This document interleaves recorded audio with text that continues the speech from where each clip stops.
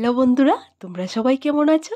আবারও চলে আসলাম আরেকটা দারুণ স্বাদের পিঠের ডিজাইন নিয়ে। আশা করি আজকের রেসিপিটাও তোমাদের কাছে খুব ভালো লাগবে। আজকের এই পিঠের রেসিপিটা আমি ভাতের সাথে আলু দিয়ে তৈরি করে তোমাদেরকে দেখাবো। এই পিঠেটা নন বেঙ্গলিদের জন্য একদম পপুলার একটা চাকলি পিঠা, আর আমি এর নাম দিয়েছি ভাতের পিঠা। এই পিঠাটা খেতে দারুণ দারুণ স্বাদের হয়, তোমরা একবার বানিয়ে খেয়ে দেখলে বুঝতে পারবে। তাহলে চলো আজকের এই পিঠের রেসিপিটা শুরু করা যাক। প্রথমে আমি নিয়ে নিলাম সামান্য পরিমাণ চাল, আর দিয়ে দিলাম একটা বড় সাইজের আলু টুকরো টুকরো করে কেটে। এবার আমি প্রেসার কুকারে দিয়ে 8 থেকে 10টা সিটি মারার পর নামিয়ে নিলে হয়ে যাবে।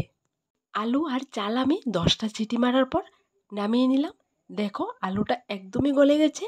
এবার আলু আর ভাতটা প্রেসার কুকার থেকে বের করে একটা মিক্সি বোলে নিয়ে নেব। দেখো বন্ধুরা, মিক্সি বোলে নিয়ে আমি একটা গ্লাস দিয়ে সুন্দর করে চেপে চেপে মিক্সড করে নেব, যাতে করে একটা পিঠের ডোয়ের মতো তৈরি হয়ে যায়। তোমাদেরকে বলি বন্ধুরা, তোমরা হাত দিয়ে না মিক্সড করে গ্লাস দিয়ে করবে, তাহলে দেখবে এত সুন্দরভাবে মিশ্রণটা রেডি হবে। কোনো প্রকার লামসই থাকবে না, একদম স্মুথ একটা ডো রেডি হয়ে যাবে। তোমাদেরকে বলি বন্ধুরা, ভাত আর আলু যখন নামিয়ে নেবে তখন সঙ্গে সঙ্গে গরম অবস্থায় এরকম করে ভাত আর আলুটাকে মেশড করে নেবে। এই মিশ্রণটা যতটাই স্মুথ হবে পিঠাটা ততটাই সুন্দর হবে আর সুন্দর করে বেরিয়ে আসবে। আমি একটা প্লাস্টিকের পেপার দিয়ে এই পিঠাটা তৈরি করব। দেখো বন্ধুরা, একদম স্মুথ তুলুর মতো করে ডোটা রেডি করে নিলাম। এই চাকলি বা ভাতের পিঠেগুলো আমি সেদ্ধ চালের সাথে একটা আলু দিয়ে তৈরি করেছি। তোমরা চাইলে সেদ্ধ চাল বা আতপ চাল যে কোনো চাল দিয়ে এই পিঠেটা তৈরি করতে পারবে। এরপর ড্রয়ের মধ্যে আমি দিয়ে দিলাম কিছুটা পরিমাণ কালো জিরে। কালো জিরেটা দিলে পিঠেটা খেতে দারুণ স্বাদ লাগে আর সুন্দর একটা ফ্লেভার আছে। কালো জিরেটা দেওয়ার পর ভালো করে মিক্সড করে নিলাম। এরপর আমি ডোটাকে 3 ভাগে ভাগ করে নেব। এক ভাগ আমি ইয়েলো কালার, আরেক ভাগ গ্রিন কালার, আর নর্মাল হোয়াইট কালারটা। দেখো বন্ধুরা, 3টা কালার হয়ে গেল। এই পিঠেগুলো তোমরা নর্মাল হোয়াইট কালারও বানাতে পারো, আর কালার দিয়ে যদি বানাও তাহলে দেখতে খুবই সুন্দর লাগে। পিঠে তৈরি করার জন্য নিয়ে নিলাম একটা প্লাস্টিকের পেপার। প্লাস্টিকের পেপারটা গ্লাসের ভেতর সেট করে এরপর আমি নর্মাল হোয়াইট কালার কিছুটা ডো গ্লাসের ভেতর সেট করে নিয়ে নিলাম।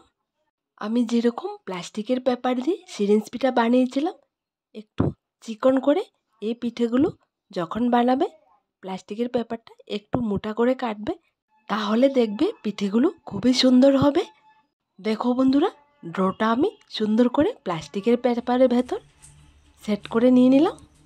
এরপর নিয়ে নিলাম আরেকটা প্লাস্টিকের পেপার। এর ওপর আমি সুন্দর করে হাত ঘুরিয়ে ঘুরিয়ে গোল শেপে চাকলি বা ভাতের পিঠাটা তৈরি করে নেব।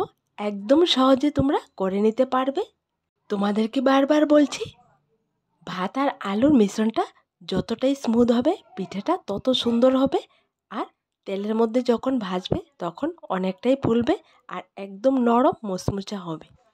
এখানে আমি আগে থেকে অনেকগুলো পিঠে রেডি করে রেখেছিলাম, আর তোমাদের শেখার জন্য কয়েকটা পিঠে আমি তৈরি করে দেখিয়ে দিচ্ছি। আশা করি তোমরা একদম সহজে শিখে নিতে পারবে। দেখো বন্ধুরা, হোয়াইট কালার দিয়ে আমি কয়েকটা পিঠে তৈরি করে তোমাদেরকে দেখিয়ে দিলাম। দেখো দেখতে কতটা সুন্দর হয়েছে।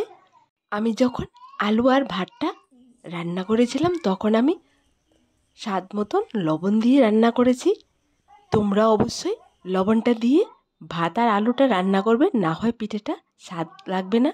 এরপর গ্রিন কালার রো থেকেও পিঠে আমি তোমাদেরকে দেখিয়ে দিচ্ছি বানিয়ে। এক এক করে আমি সবগুলো কালার থেকে কয়েকটা পিঠে তৈরি করে তোমাদেরকে দেখিয়ে দিলাম। বাকি পিঠেগুলো আমি ঠিক একই রকম করে অফ ক্যামেরায় তৈরি করে নেব। এখানে আমি সামান্য পরিমাণ চাল আর আলু নিয়েছি, এ থেকে অনেকগুলো পিঠে আমি তৈরি করেছি। তোমাদেরকে বলি বন্ধুরা, তোমরা যদি কোনো প্রকার কালার না দিয়ে শুধু নর্মাল এই পিঠেটা তৈরি করতে চাও তাহলে অবশ্যই তোমরা কালো জিরেটা দিয়ে এই পিঠেটা তৈরি করবে, দেখবে খেতে খুবই ভালো লাগে।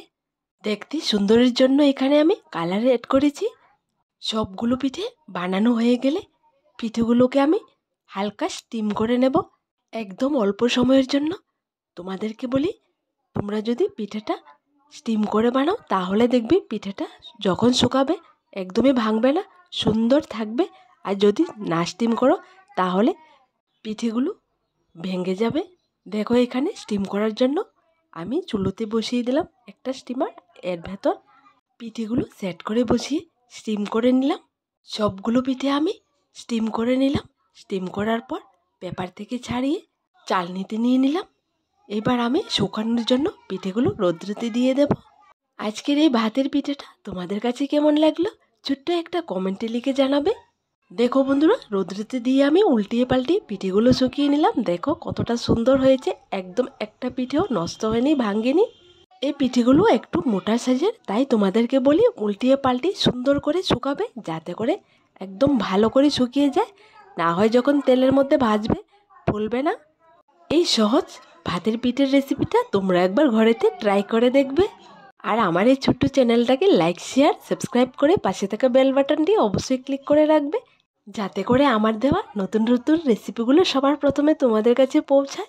আজ এখানে আবার দেখা হবে নতুন একটা রেসিপির সাথে। সবাই ভালো থেকো, সুস্থ থেকো।